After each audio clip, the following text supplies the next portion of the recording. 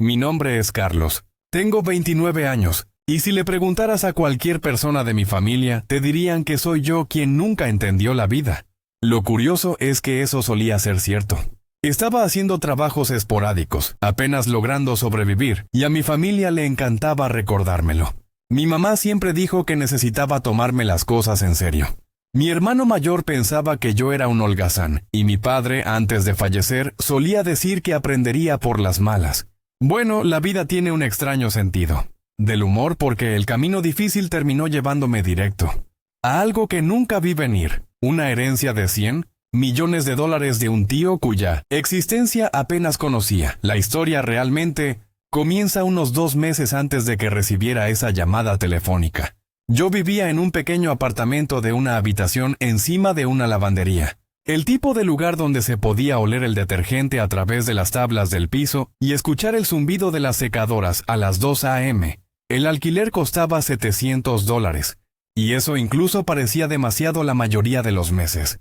Mi coche tenía una década y hacía un ruido como el de una foca moribunda cada vez que giraba a la izquierda. No era miserable, pero tampoco era feliz. Yo simplemente existía, y mi familia me trató como ruido de fondo en sus vidas. Mi madre, Marta, era la matriarca autoproclamada, ruidosa, controladora y siempre con razón. Mi hermano, Ricardo, era el niño de oro. Se casó joven, compró una casa, tuvo hijos y ganó 6 cifras en ventas. Era el tipo de persona que utilizaba la palabra networking como verbo en una conversación informal. Mi hermana Sofía estaba en algún punto intermedio, una enfermera con 2 títulos y la capacidad de hacerme sentir como si tuviera 12 años con solo levantar una ceja. No éramos cercanos. Después del funeral de papá hace 3 años, las llamadas cesaron. El texto grupal se ralentizó. Al final era como si no existiera, a menos que necesitaran que arreglaran o movieran algo. Luego vino la llamada. Era de un despacho de abogados de Nueva York. El hombre del otro lado dijo: «Señor Morales, llamo por la herencia de su difunto tío, Santiago Morales». Recuerdo parpadear, intentando recordar el nombre del tío Santiago. La única vez que oí hablar de él fue cuando papá mencionó a su excéntrico hermano, que se mudó hacía décadas después de una disputa familiar. Pensé que ya había muerto hacía tiempo, o tal vez simplemente no quería tener nada que ver con nosotros. El abogado continuó explicando que el tío Santiago había fallecido sin cónyuge ni hijos, y al parecer yo era el único pariente vivo al que no había excluido de su testamento. Al principio pensé que era una estafa, pero al día siguiente me llegó una carta oficial con todo y relieve, invitándome a Nueva York para hablar de la herencia. Le pedí prestado dinero a un amigo para gasolina y conduje hasta allí, esperando recibir quizás unos cuantos miles. Cuando el abogado deslizó la carpeta sobre la mesa, me reí. Literalmente me reí a carcajadas porque pensé que el número era un error tipográfico. 103 millones más o menos en activos y fondos líquidos. Todo esto me lo dejó a mí. ¿Por qué? Pregunté, el abogado asintió. Él era muy particular. Quería que su patrimonio pasara al único miembro de la familia que no le pidió nada. Me quedé allí sentado durante un buen rato, completamente aturdido. Mi vida acababa de cambiar de una manera que ni siquiera podía procesar. Pero a medida que el shock se desvaneció, una extraña calma se instaló. Me di cuenta de algo. Por primera vez en mi vida tuve todas las cartas en mi poder. Y quería ver quién en mi familia se preocupaba por mí. No la versión de mí que habían construido en sus cabezas, no el fracaso que les gustaba menospreciar, sino yo, la persona. Entonces hice un plan. No le dije a nadie sobre la herencia. No compré nada llamativo. No me mudé ni dejé mi trabajo de medio tiempo en la ferretería. Seguí viviendo exactamente como antes. La única diferencia era que yo tenía un secreto que tenía la intención de utilizar con cuidado. Unas semanas después comencé a hacer llamadas. Empecé con mamá. Ella contestó al tercer timbre, ya irritada. «Carlos, estoy en medio de algo», dijo como si hubiera interrumpido una cena de estado. «Hola, mamá», dije en voz baja. «Oye, me vendría bien un poco de ayuda. Se acerca el aumento de alquileres y ando corto de dinero. Quizás unos 200, solo hasta la semana que viene». Hubo silencio en el otro extremo. Luego un suspiro. «Carlos, no puedes seguir viviendo así. Ya casi tienes 30 años. Te dije que postularas en la empresa de Ricardo. ¿Por qué no puedes escucharme aunque sea una vez?» «¿Mamá?» Solo necesito que hagas esto. Estoy demasiado ocupada para esto ahora, Carlos. Me interrumpió. Descúbrelo. Clic. Eso fue todo. Mi propia madre me colgó cuando pedí ayuda. Me dolió más de lo esperado. Me quedé allí sentado, mirando mi teléfono, sintiendo una fría mezcla de ira y tristeza creciendo dentro de mí. Pero no había terminado. El siguiente fue Ricardo. Él respondió con su habitual voz segura. «Hola, hermanito, ¿qué pasa?» Le expliqué de nuevo mi situación fingiendo sonar avergonzado. «Hombre», se rió. «¿Sigues haciendo esto? ¿Sabes qué, Carlos? Tal vez deberías intentar conseguir un trabajo real en lugar de vivir a costa de la gente. Hoy en día todo el mundo está contratando. Vamos, Ricardo». «¿Solo?» «No, hombre», dijo todavía riendo. «Tengo mis propias facturas. Ya lo resolverás. Siempre lo haces, ¿verdad?» Y así, sin más, colgó también. Ni siquiera me molesté en llamar a Sofía. Ya sabía lo que diría. Algo sobre responsabilidad personal o límites. Entonces revisé mis contactos y me detuve en un nombre que apenas recordaba. Isabela, mi prima. Nos habíamos visto quizás 3 veces mientras crecíamos. Una vez en una reunión familiar, otra en el funeral de la abuela y otra en una incómoda barbacoa hace años. Ella vivía a unos cuantos pueblos de distancia, tranquila, algo tímida. Nunca habíamos hablado realmente, pero algo me dijo que la llamara de todos modos. Cuando ella respondió, su voz era suave pero cálida. «Carlos, vaya. Ha pasado mucho tiempo. ¿Todo bien?» Dudé y luego repetí mi historia. Odio preguntar, pero estoy en una situación difícil. «No digas más», me interrumpió. «¿Estás en casa ahora mismo?» Parpadeé. Sí. «Bueno, estaré allí en unas horas, 3 horas más tarde». Apareció en su destartalado hatchback con una bolsa de comestibles, un termo de sopa y un billete de $20 doblado. «Sé que no es mucho», dijo ella sonriendo torpemente. «Pero es algo», intenté protestar, pero ella me hizo un gesto para que no me molestara. «No te preocupes por eso. La familia ayuda a la familia». Esa frase se me quedó grabada. La familia ayuda a la familia. Porque hasta ese momento no lo creía. No con mi familia. De todos modos, esa noche después de que ella se fue, me senté en mi sofá rodeada de bolsas de comida y pensé en todo. Sobre el frío rechazo de mamá, la risa de Ricardo y la tranquila amabilidad de Isabela. Sentí que algo cambiaba dentro de mí, una mezcla de gratitud y determinación. Me di cuenta de que me habían dado la oportunidad no solo de ver a quién le importaba, sino de cambiar verdaderamente el modo en que se desarrollaban las cosas. Mi familia había pasado años juzgándome por ser un fracaso. Pero ahora tenía los medios para poner a prueba cada relación, cada vínculo, cada sonrisa falsa. Entonces decidí llevarlo más allá. Yo fingiría que iba cayendo en espiral lentamente, de manera creíble. Les haría ver lo que se siente ignorar a alguien que los necesitaba para mostrarles la diferencia entre la codicia y la bondad. Pero lo que no me di cuenta entonces fue de lo rápido que ese pequeño experimento se saldría de control. Porque una vez que el dinero entra en la ecuación, especialmente el dinero oculto, la gente cambia. Y cuando la verdad finalmente comenzó a filtrarse, no solo destruyó viejos rencores, reveló cosas sobre mi familia que nunca quise saber. Y todo empezó con una cena. Una cena que me gustaría poder decir que salió bien, pero fue la noche en que todo empezó a desmoronarse. No planeé invitarlos. Sinceramente me habría alegrado no volver a ver a la mayoría. Pero mamá me llamó unos días después de la nada y me dijo: «Carlos, deberíamos cenar. Ha pasado demasiado tiempo. Sofía no está este fin de semana y Ricardo trae a los niños». Su voz era empalagosa, de esa manera que solo se le ponía cuando quería algo. Por un momento casi le hablé de la herencia solo para ver qué tan rápido esa dulzura se convertía en cálculo, pero me mordí la lengua y acepté. La cena estaba preparada para el sábado. Pasé la mañana limpiando mi apartamento, aunque sabía que mamá todavía encontraría algo que criticar. El lugar olía ligeramente a detergente y café. Incluso había comprado un pollo asado y algunas guarniciones en la tienda. Barato pero decente. A las 6:00 llegaron en una oleada de perfume, risas y críticas. Mamá entró primero, arrugando la nariz como si el aire la ofendiera. «¡Ay, Carlos!», dijo, observando la pequeña cocina-sala de estar. «¿Sigues aquí? ¿Sabes que ahorrarías dinero si te mudaras con Ricardo por un tiempo? Ricardo se rió entre dientes, tirando su chaqueta sobre la silla como si fuera el dueño del lugar. Sí, hermano. Pero tenemos una habitación de invitados. Te advierto que los niños se despiertan temprano. Podría ser demasiado para ti. Sofía lo seguía de cerca, sonriendo cortésmente, pero ya mirando el suelo como si buscara manchas. Es acogedor, ofreció ella. Lo cual era su insulto favorito disfrazado de amabilidad. Intenté ignorarlo. La cena está lista. No tuve tiempo de cocinar mucho, pero... ¿No hiciste nada casero?, me interrumpió mamá. No, solo lo compré en la tienda, dije, sintiéndome pequeño otra vez. Ella suspiró dramáticamente como si hubiera reprobado un examen. Sabes, Carlos, a veces me pregunto qué haces todo el día. Pero ellos comieron. Mamá se quejó de que el pollo estaba seco y Ricardo me preguntó si sabía cómo condimentar la comida. Simplemente sonreí, bebí agua y les dejé hablar. Sofía mostró fotos de sus vacaciones en Italia. Ricardo se jactó de su ascenso.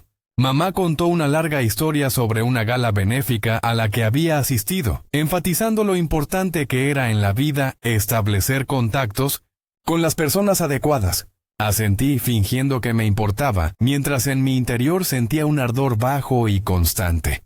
Cuando la conversación se calmó, dije casualmente: entonces Isabela pasó por aquí la semana pasada. El tenedor de mamá se congeló en el aire. ¿Isabela? Sí, me trajo comida cuando me faltaba dinero para el alquiler. Fue muy amable de su parte. Sofía frunció el ceño. ¿Isabela? Nuestra prima Isabela, la que todavía conduce ese cacharro oxidado. Sí, dije sonriendo un poco. Ella ni siquiera lo dudó. Mamá dejó el tenedor lentamente. Carlos, espero que no la hayas hecho sentir obligada. Ella no está exactamente en posición de ayudar a nadie. Ella se ofreció, dije. Ricardo se rió entre dientes. Hombre, ella siempre ha sido demasiado blanda. Esa chica le daría hasta su último dólar a un extraño. Mamá asintió satisfecha. Exactamente. No deberías aprovecharte de eso, Carlos. Tienes que aprender a tener algo de orgullo. Había algo en esa palabra, orgullo, aunque me revolvía los dientes. Mi madre había pasado toda su vida predicando el orgullo mientras usaba la vergüenza como su herramienta favorita. Quería decirle que Isabela tenía más compasión en un solo acto que toda mi familia junta, pero me quedé callado. Entonces Ricardo se reclinó en su silla, estirándose como si acabara de terminar un turno. Entonces, Carlos, ¿cuál es el plan? ¿Vas a quedarte en la ferretería para siempre o finalmente vas a tomarlo en serio? Sonreí débilmente. Estoy trabajando en algo. Sofía inclinó la cabeza. ¿En qué estás trabajando exactamente? Me encogí de hombros. Solo estoy tratando de resolver las cosas. Mamá suspiró nuevamente, decepcionada. Has estado averiguando cosas durante 10 años. Tal vez sea hora de admitir que no estás destinado a eso que crees que estás persiguiendo. Eso le dolió y ella lo sabía. Ella siempre sabía dónde apuntar.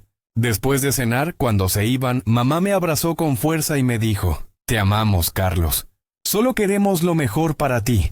Lo cual, en el lenguaje de las mamás, significaba: te amamos mientras permanezcas debajo de nosotros.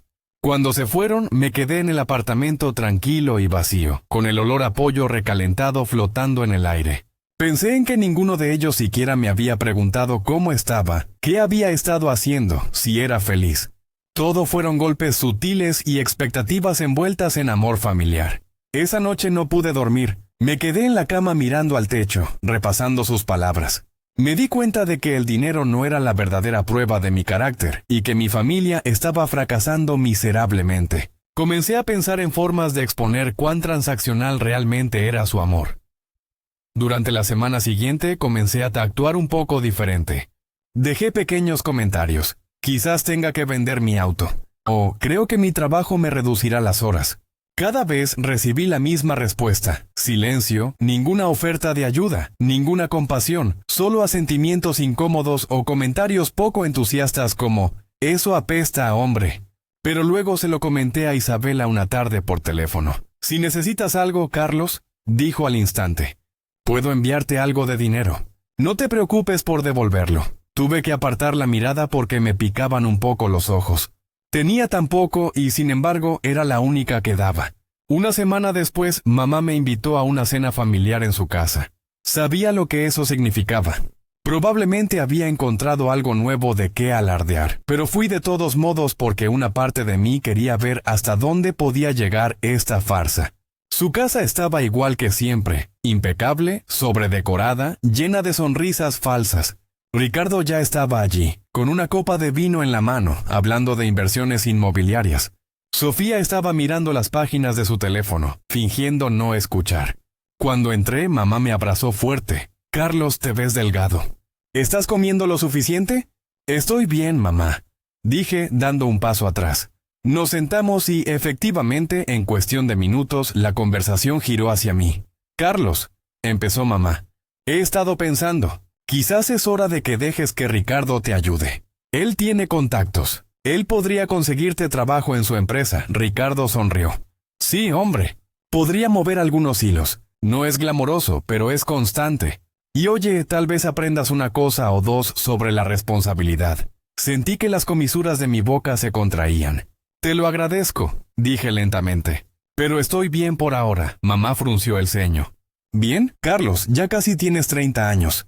No puedes vivir de sueldo a sueldo para siempre. Sofía intervino. Tal vez mamá tenga razón. Tienes que pensar a largo plazo. ¿No quieres una casa, un futuro? Miré a mi alrededor, a sus caras. 3 personas que me descartaron, se rieron de mí y ahora fingieron que les importaba. Sí, dije en voz baja. Sí. Pero entonces la expresión de mamá cambió. Ella se inclinó ligeramente y bajó la voz. Sabes, Carlos, a veces me preocupo por ti. Eres muy reservado. Nunca nos cuentas qué está pasando. Es difícil ayudar a alguien que no quiere ser ayudado. Me reí suavemente. ¿Ayuda? Mamá, me colgaste hace 2 semanas cuando te pedí $200. Su cara se puso roja. No seas dramático. Estaba ocupada. Sofía nos miró. ¿Le pediste dinero a mamá? Ricardo se rió. Vamos, Carlos. Tienes que dejar de contar historias tristes. La mesa quedó en silencio por un momento. Podía sentir mi pulso en mi garganta. Bien, dije finalmente. ¿Historias tristes? Mi error. Mamá suspiró como si fuera la víctima. Solo intentamos presionarte, Carlos. Eres capaz de mucho más, pero sigues poniendo excusas. El resto de la cena fue tenso. Apenas hablé. Cuando me fui, escuché a Ricardo susurrándole algo sobre mí a Sofía, y ambos se rieron. Mamá fingió no darse cuenta. Mientras conducía de regreso a casa, no pude quitarme la imagen del rostro de Isabela en contraste con el de ellos. Su bondad versus su arrogancia. Y ahí fue cuando una idea empezó a tomar forma. No solo para ponerlos a prueba, sino para enseñarles. Unos días después llamé a mamá y le dije que me habían despedido de la ferretería. «Oh, Carlos», dijo ella sonando realmente incómoda. «¿Qué vas a hacer ahora?» «No lo sé», dije suavemente. «Solo intento salir adelante». «Bueno, no esperes que financie otra de tus fases», dijo rápidamente. «Tienes que ser responsable». Luego añadió casi como si fuera una ocurrencia de último momento. «Pero tal vez Ricardo pueda ayudarte a encontrar algo temporal». Le di las gracias, colgué y me quedé allí sentado mirando la pared. No sabía si reír o gritar. Al día siguiente, Isabela volvió a llamar. «Oye», dijo. «Estaba pensando, tengo un amigo que tiene una pequeña cafetería. Están contratando personal a tiempo parcial. No es mucho, pero quizás podría ayudar». Sonreí al teléfono. «Eres increíble, Isabela». «¿En serio?», rió levemente. «No, solo humano». Esa única línea me hizo darme cuenta de cómo sería mi plan. Dejaría que mi familia viera lo que elegían, amabilidad o conveniencia. Les haría enfrentar la versión de mí que creían que eran mejores hasta que llegara el momento en que la verdad destrozara su pequeña y perfecta jerarquía.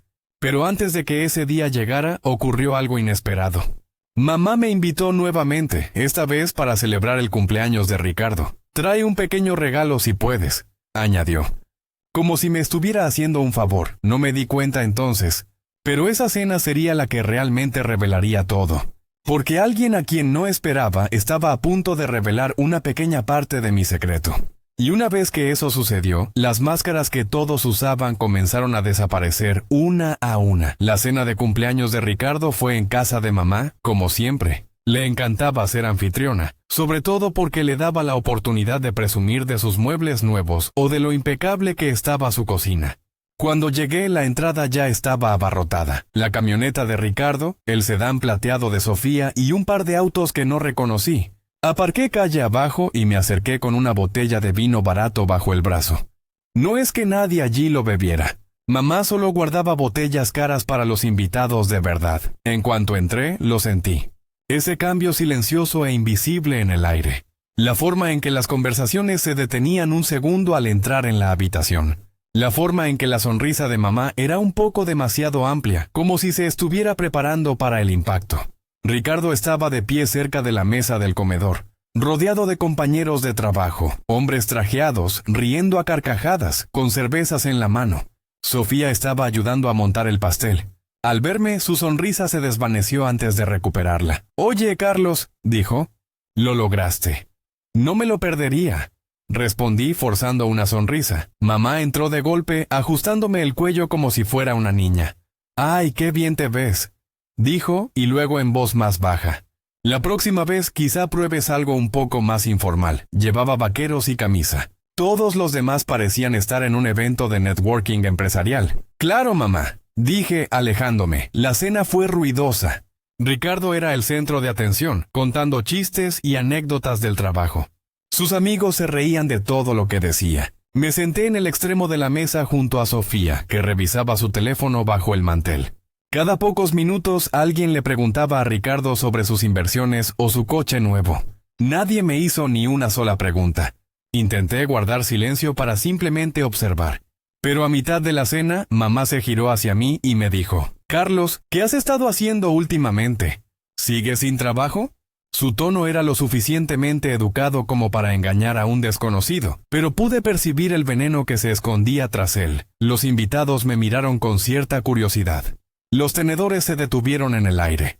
«Sí», dije asintiendo.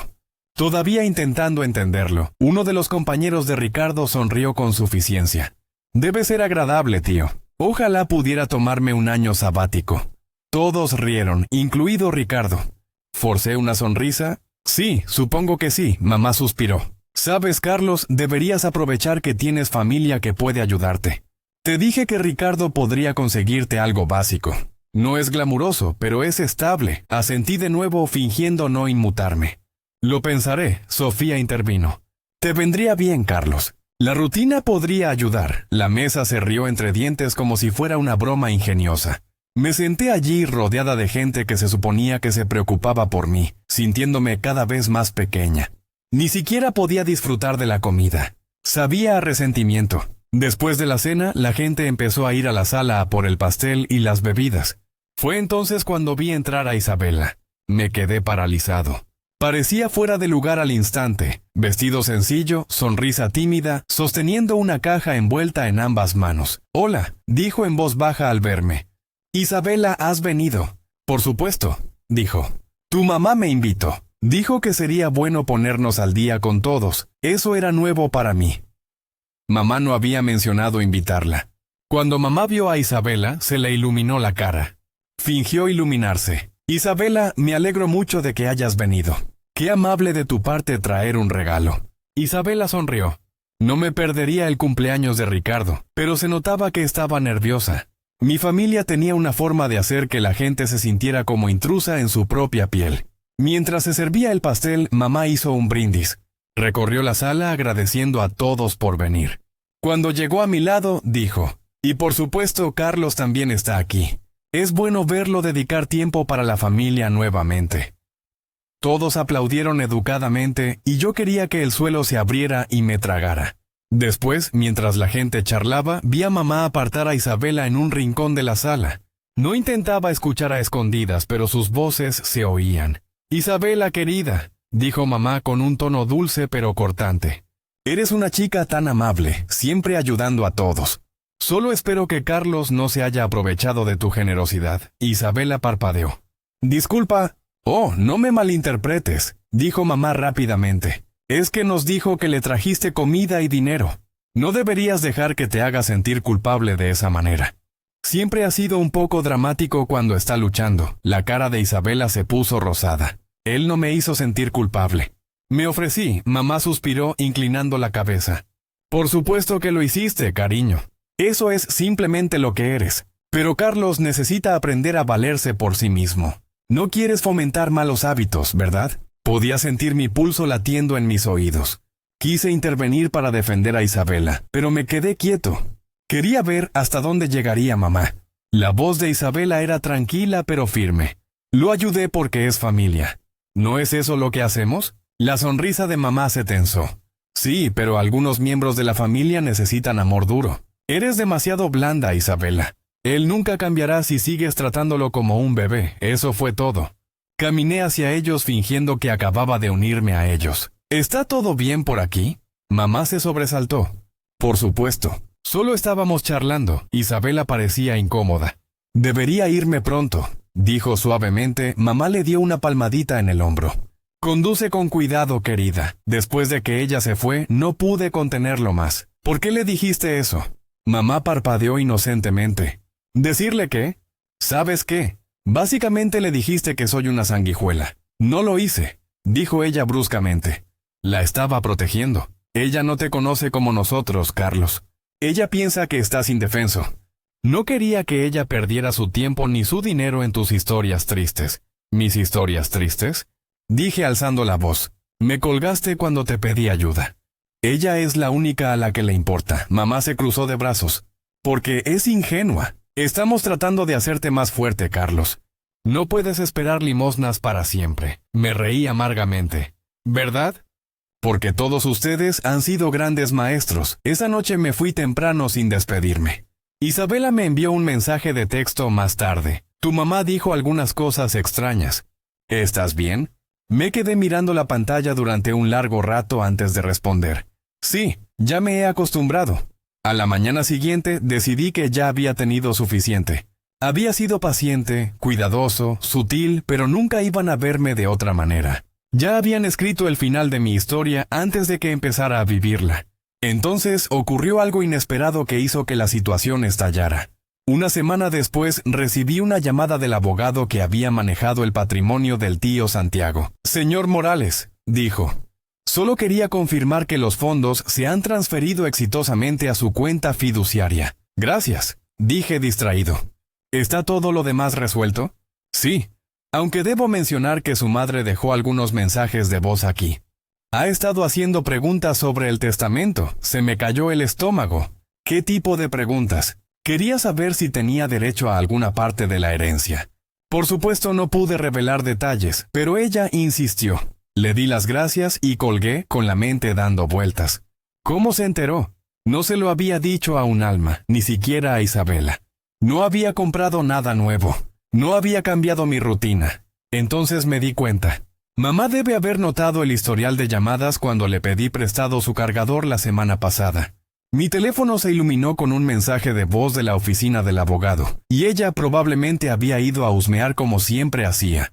Más tarde esa noche, ella apareció sin avisar en mi apartamento. Ella ni siquiera llamó, simplemente abrió la puerta como si fuera la dueña del lugar. Necesitamos hablar, dijo. Sentí un nudo en el estómago. Acerca de... Cerró la puerta detrás de ella cruzándose de brazos. No te hagas el tonto, Carlos. Sé lo del testamento, me quedé congelado. ¿De qué estás hablando? Oh, vamos, dijo ella con voz aguda. El abogado llamó. ¿Crees que no tengo orejas?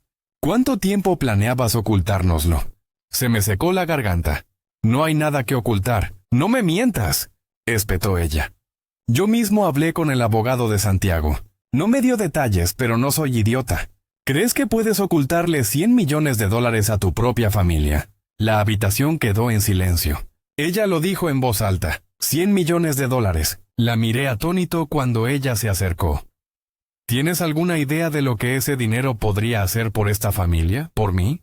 ¿Para tu hermano y hermana? No eres capaz de manejar ese tipo de responsabilidad, Carlos. Lo arruinarías en algo estúpido dentro de un año. Vaya, dije en voz baja. Gracias por la confianza, se burló. No seas dramático. Estoy tratando de ayudarte. Podemos lograrlo juntos. Ya hablé con Ricardo. Él conoce a alguien que puede invertirlo adecuadamente. Nos aseguraremos de que no se desperdicie.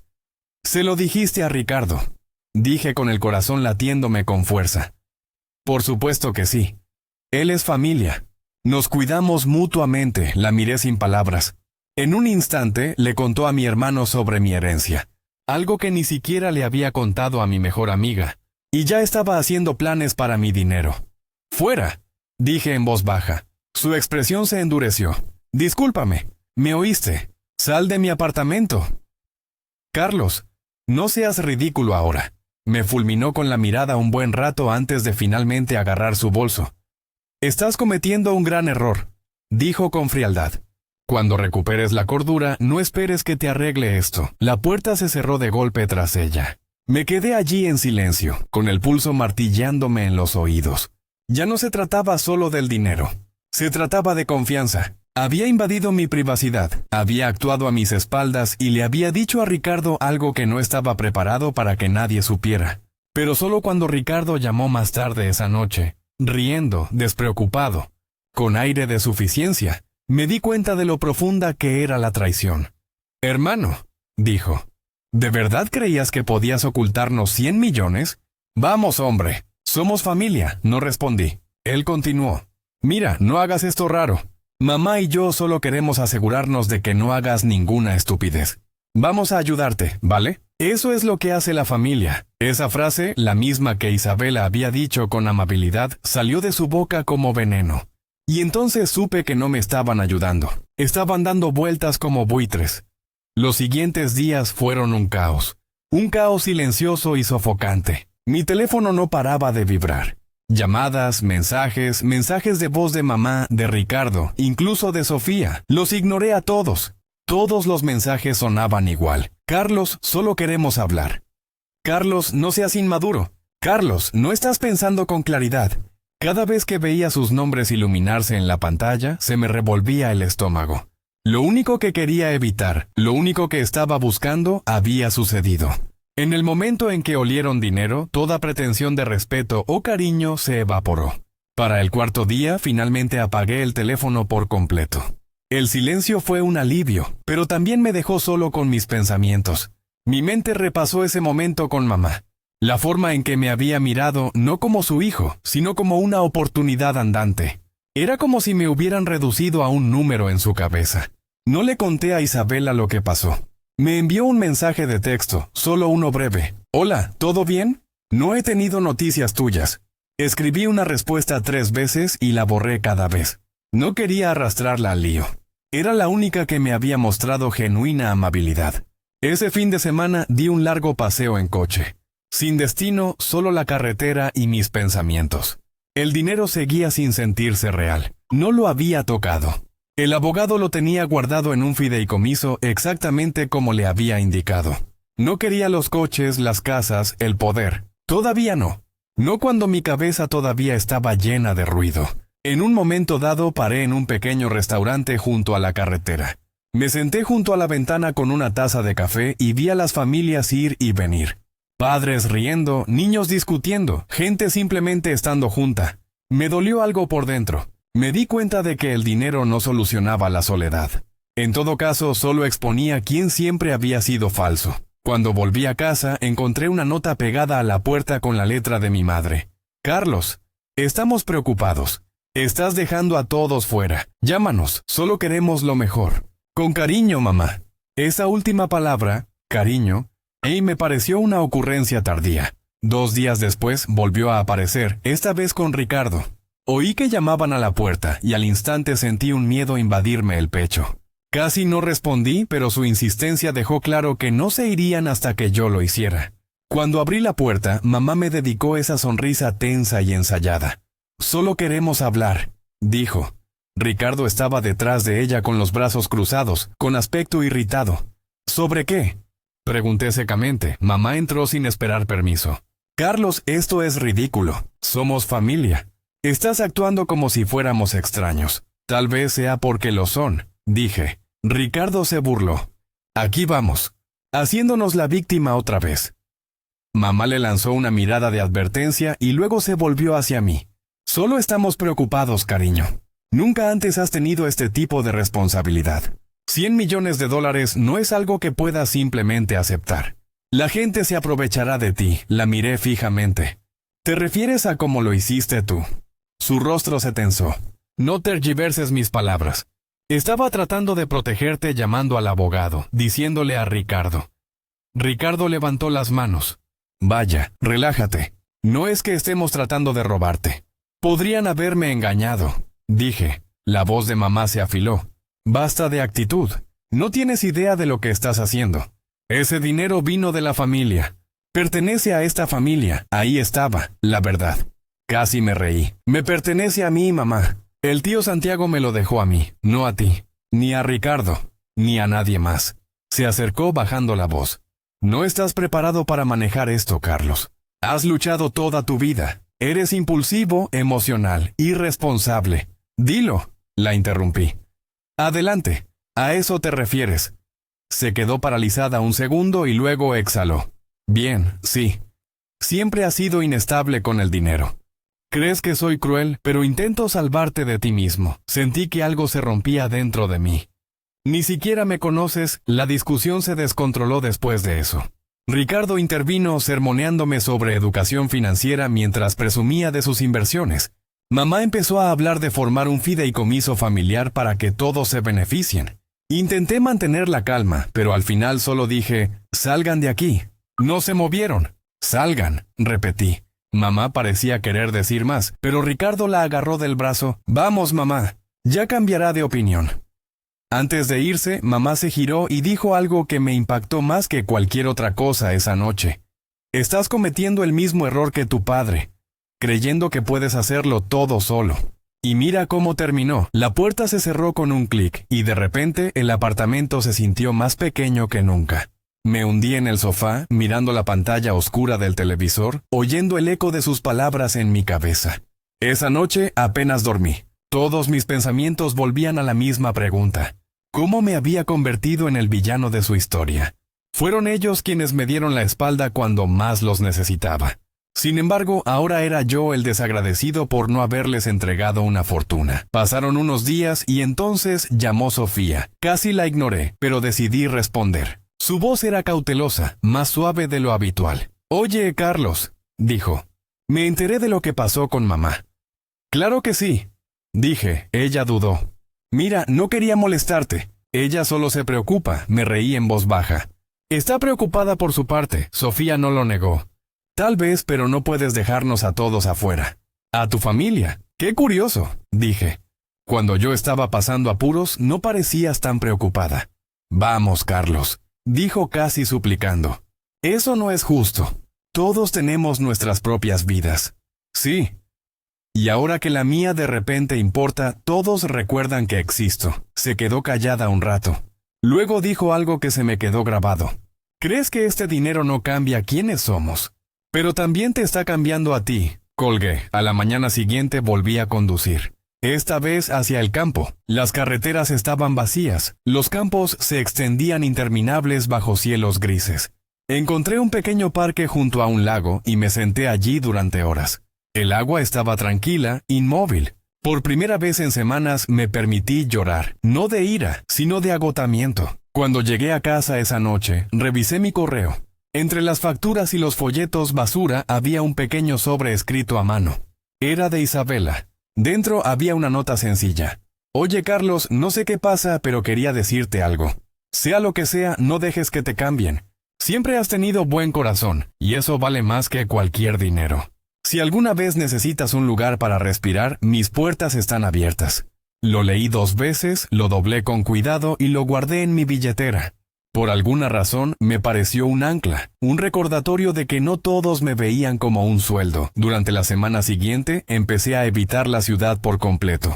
Conduje a cafeterías remotas, comí a horas intempestivas y aparqué en calles laterales solo para evitar encontrarme con conocidos.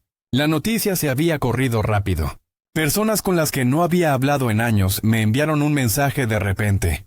«Oye, tío, ¿cuánto tiempo sin hablar?» O «He oído una noticia loca, contáctame». No les respondí a ninguno, pero el verdadero golpe llegó el lunes siguiente. Pasé por el supermercado y la cajera. Una mujer que conocía desde el instituto sonrió y dijo: «Entonces, señor millonario, ¿qué se siente ser famoso?» Se me encogió el estómago. «¿Dónde oíste eso?», pregunté, intentando parecer despreocupado. «Ah, tu hermano lo mencionó. Dijo que te está ayudando a gestionarlo todo». Debe ser genial tener una familia inteligente. Dejé las compras ahí mismo y salí. El aire afuera se sentía más frío de lo habitual. Ricardo no acababa de contárselo a mamá.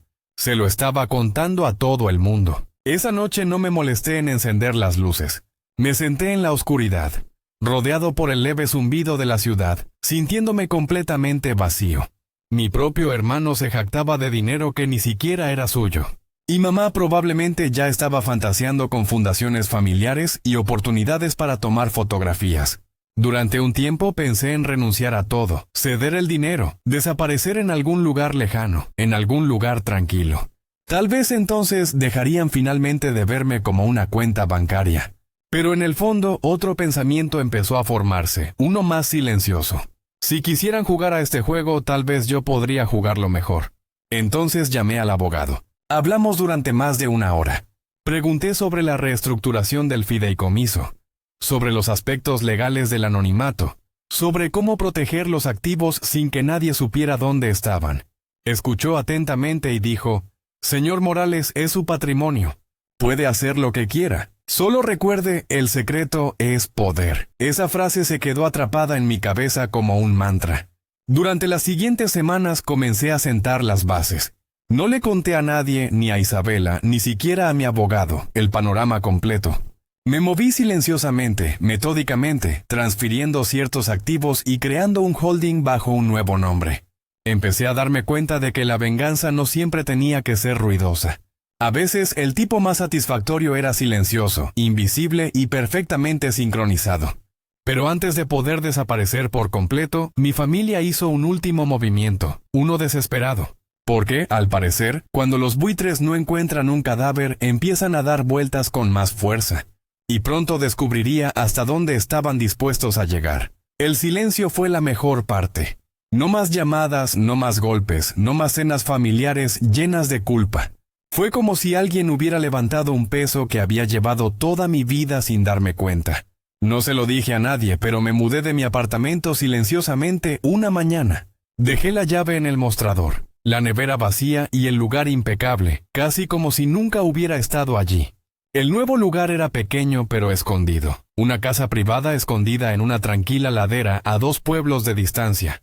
Lo compré a través de un holding que había creado con la ayuda del abogado. Nadie sabía que mi nombre estaba en los documentos. No era una mansión, solo un lugar moderno y apartado con ventanas altas, vista al lago y el tipo de paz que nunca había tenido antes. Todas las mañanas, me despertaba con el sonido de los pájaros en lugar del tráfico, con un café en la mano y la niebla deslizándose sobre el agua. Y cada mañana me recordaba a mí mismo que no sabían que estaba aquí. El primer mes fue extraño. No estaba acostumbrado a la quietud. Durante mucho tiempo mis días habían sido ruido, la gente dudando de mí, criticándome y tratándome como si nunca estuviera a la altura. Ahora estaba solo y me di cuenta de cuánto espacio había ocupado ese ruido en mi cabeza.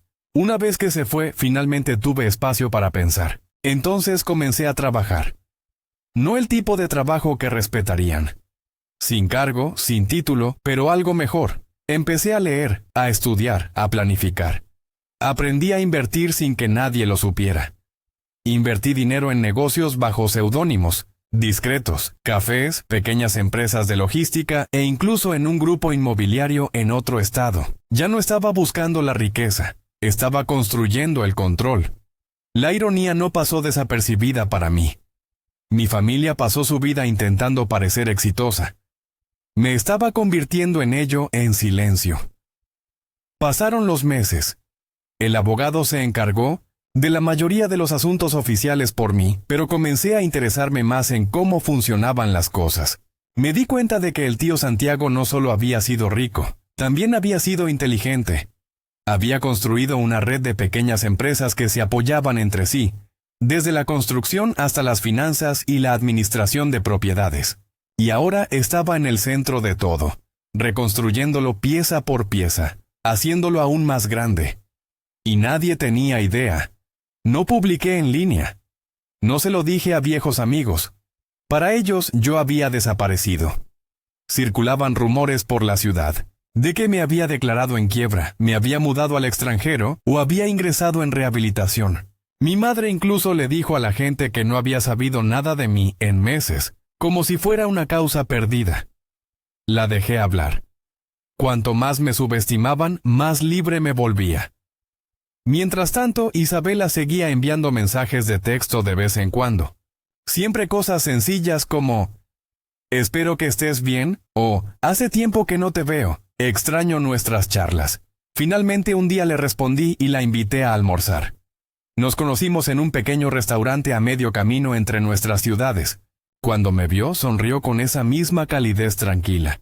«Te ves diferente», dijo ella inclinando la cabeza. «¿Mejor o peor?», bromeé. «Mejor, más tranquilo. Hablamos durante horas».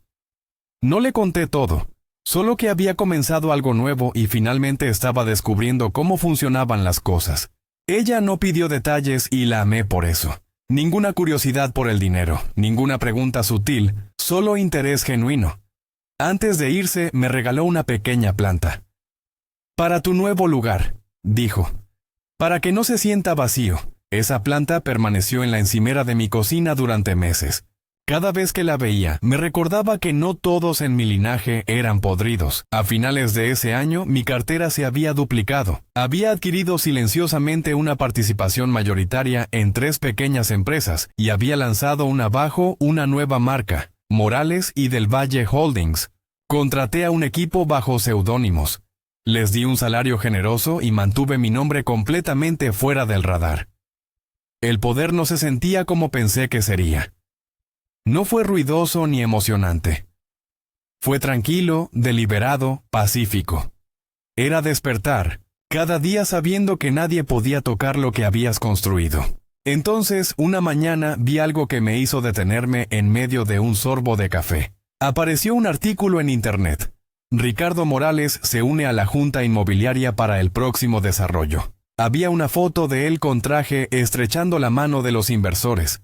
El título mencionaba respaldo de financiación privada. No pude evitar reírme porque esa financiación privada venía de una de mis empresas fantasma. Él se jactaba del éxito que yo había financiado sin que él lo supiera. Fue poético en cierto modo. Se burló de mí por estar en quiebra. Me dijo que consiguiera un trabajo y ahora, sin saberlo, estaba trabajando para mí. Podría haberlo terminado allí. Simplemente sonreír ante la ironía y seguir viviendo tranquilamente. Pero todavía, había una parte de mí, la parte que recordaba cada burla y cada vez que me hacían sentir inútil, que susurraba. Todavía creen que no eres nada. Todavía no lo saben. Entonces comencé a planificar algo más grande. Aún no era venganza, no exactamente, más bien una exposición. Quería que la verdad se revelara de forma natural, de una manera que no pudieran tergiversarla ni negarla. Comencé a asistir a algunas galas benéficas locales y reuniones empresariales, siempre bajo mi alias, Alejandro del Valle. Vestía trajes a medida, era educado y escuchaba más de lo que hablaba. Aprendí cómo operaba gente como mi mamá. La falsa bondad envuelta en avaricia, y aprendí a detectarla al instante. No pasó mucho tiempo hasta que me invitaron a un banquete inmobiliario de alto nivel en la ciudad. Reconocí algunos de los nombres de la lista, incluido el de Ricardo. Tenía previsto dar un breve discurso sobre estrategias de inversión modernas. Esa noche, mientras estaba entre la multitud, lo observé hablar sobre el trabajo duro y los comienzos humildes. Sentí que algo cambiaba de nuevo. La sala le aplaudió y él sonrió como si fuera dueño del mundo. Y lo único que pude pensar fue, no tienes idea de quién firmó tus cheques. No lo confronté esa noche. Aún no. Salí temprano, me subí a mi auto y conduje de regreso a mi tranquila casa en la colina. Pero mientras conducía, un pensamiento se repetía una y otra vez en mi cabeza. Había construido algo que podría cambiar todas nuestras vidas.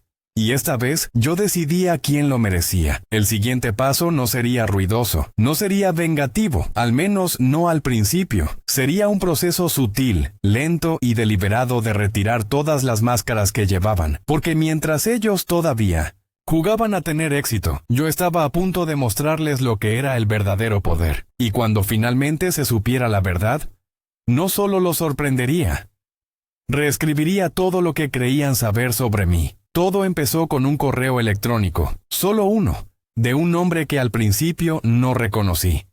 Margarita Beltrán, socia de una prestigiosa firma que se dedicaba a la venta de propiedades de lujo.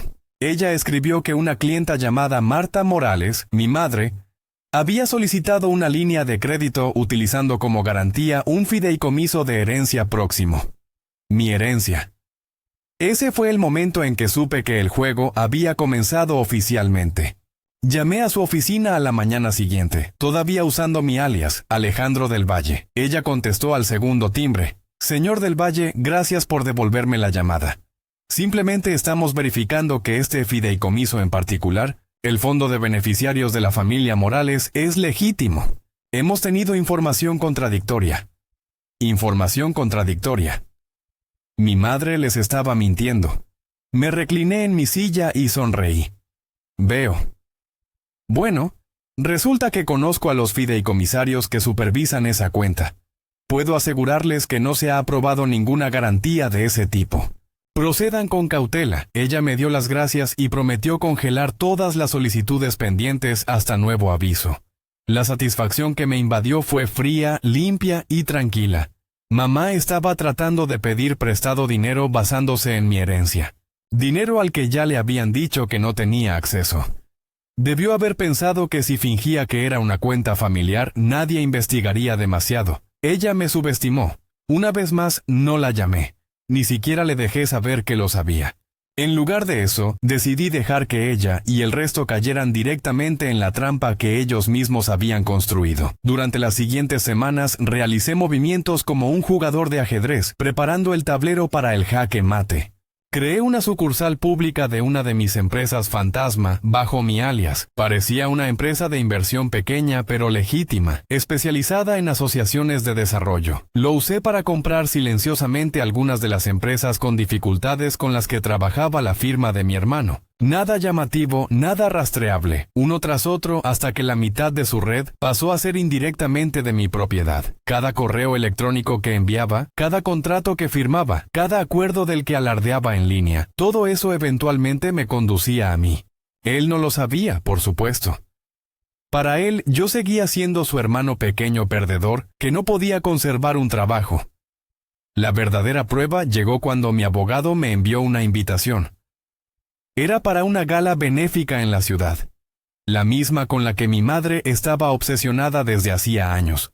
Ella siempre había querido estar en el comité de eventos, pero nunca tuvo el estatus para lograrlo. Este año, sin embargo, el patrocinador principal era Morales y del Valle Holdings, mi empresa. Decidí que iría. Cuando llegó la noche, me puse un traje negro a medida, me peiné hacia atrás y dejé la etiqueta con mi nombre en blanco. Nadie allí me conocía como Carlos. Para ellos yo era el señor del Valle, un inversor, un estratega, una historia de éxito silencioso. El salón de baile brillaba con candelabros y risas caras. Los camareros pasaban flotando con champán.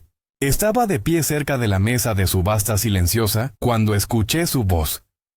El tono familiar y satisfecho de mamá cortaba la charla como un cuchillo. «Oh, estoy tan feliz de que estemos todos aquí», le estaba contando a alguien. Mi hijo Ricardo ayudó con una parte importante de este evento. Le está yendo muy bien en el sector inmobiliario. ¿Sabes? Me giré. Ella lucía exactamente como siempre. Cabello impecable, pendientes de perlas, ese mismo aire de control. Ricardo estaba a su lado, con la corbata perfectamente recta y una sonrisa confiada. Sofía estaba detrás de ellos, asintiendo y sosteniendo su bebida como si no quisiera estar allí. Cuando los ojos de mamá se encontraron con los míos, se quedó congelada. ¿Te conozco?, preguntó. Sonreí cortésmente. No personalmente. Alejandro del Valle. Ofrecí mi mano. Ella lo sacudió todavía examinando mi rostro. Ah, sí. Eres uno de los patrocinadores, ¿verdad?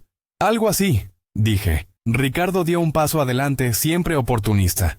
Morales y del Valle, ¿verdad? Hemos oído mucho sobre su empresa.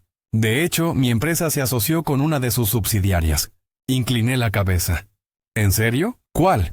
Desarrollo Urbano del Medio Oeste. Sonreí débilmente. Ah, sí. Buena gente, él sonrió sin darse cuenta.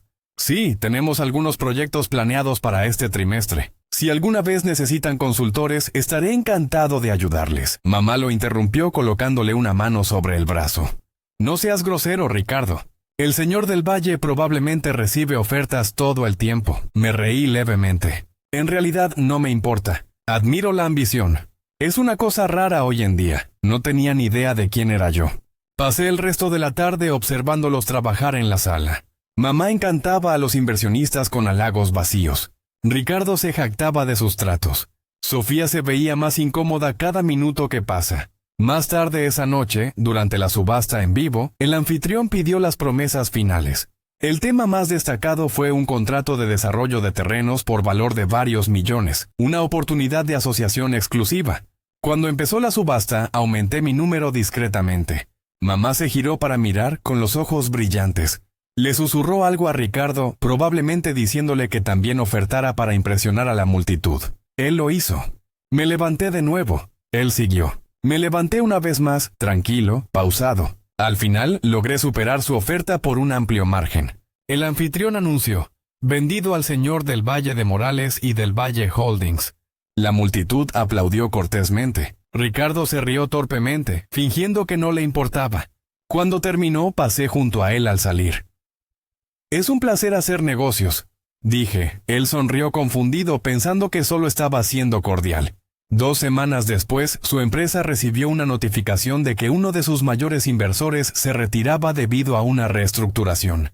Ese inversor, yo. Una semana después, siguió otro. Luego otro. En cuestión de un mes, su empresa estaba perdiendo dinero. Su proyecto se estancó. Los inversores guardaron silencio. El imperio que construyó con orgullo prestado y encanto falso, comenzó a desmoronarse desde adentro. Mamá lo llamaba todos los días en pánico. Lo supe porque ella también intentó llamarme otra vez. Ahora dejaba mensajes de voz desesperados. Carlos, por favor, llámame. Hubo confusión.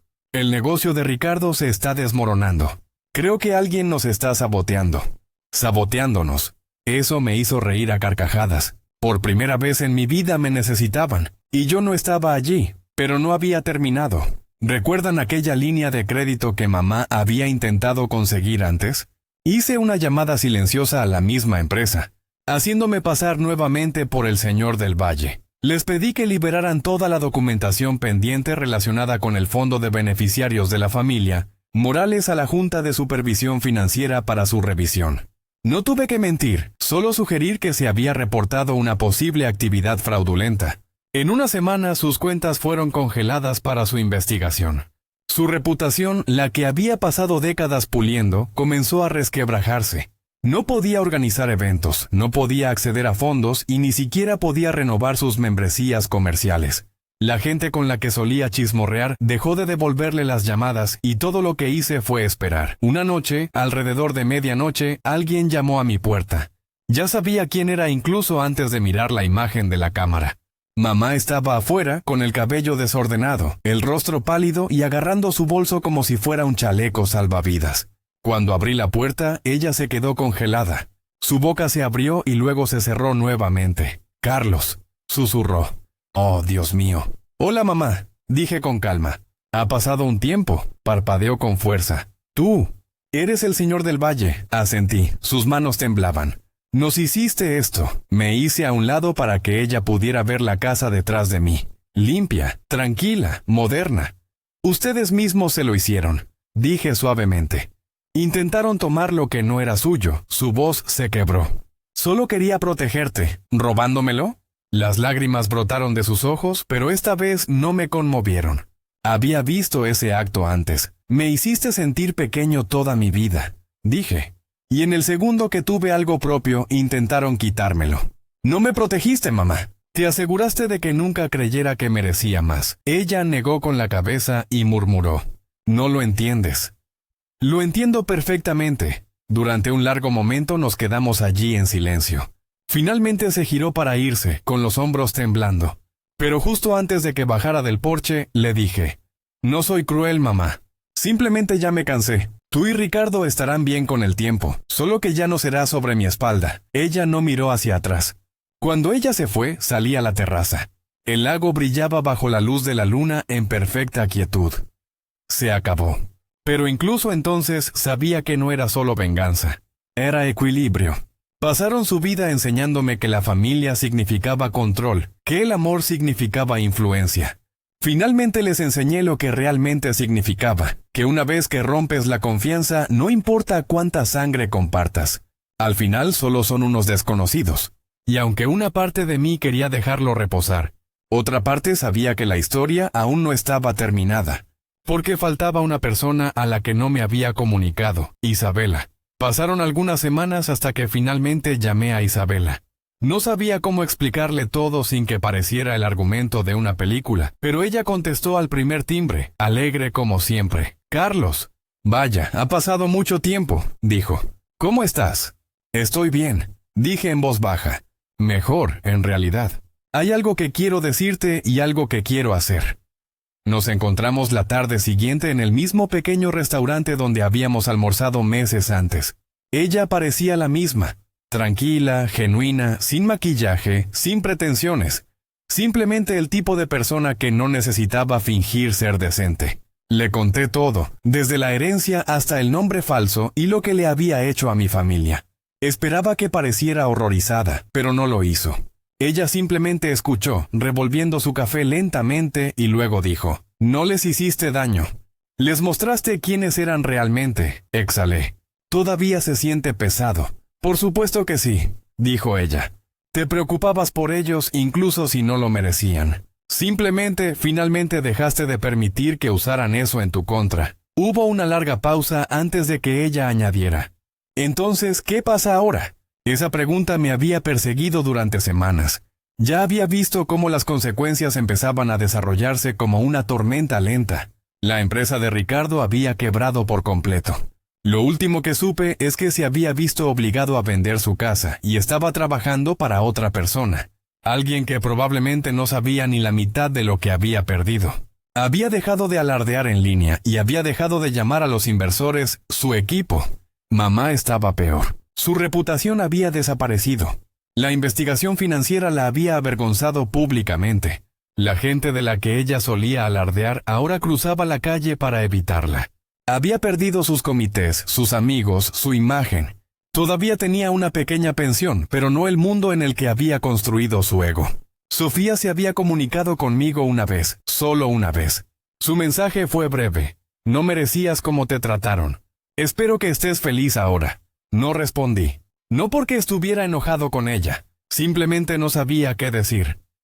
Ahora, sentado frente a Isabela, finalmente lo hice. «Lo que ocurre ahora», dije, «es la paz. Ya no los necesito. Pero tampoco necesito castigarlos más. Está hecho». Ella sonrió débilmente. «Entonces tal vez sea hora de vivir». Terminamos nuestro café en silencio. El mundo fuera de la ventana se sentía extrañamente más brillante, como si lo estuviera viendo con nuevos ojos. Durante los siguientes meses comencé a contribuir de manera pequeña y anónima.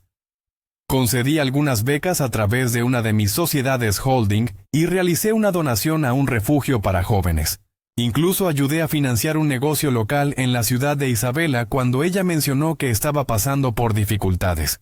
Finalmente lo descubrió, por supuesto, pero solo porque reconoció mi letra en una carta de agradecimiento de los propietarios. «Eres imposible», dijo por teléfono.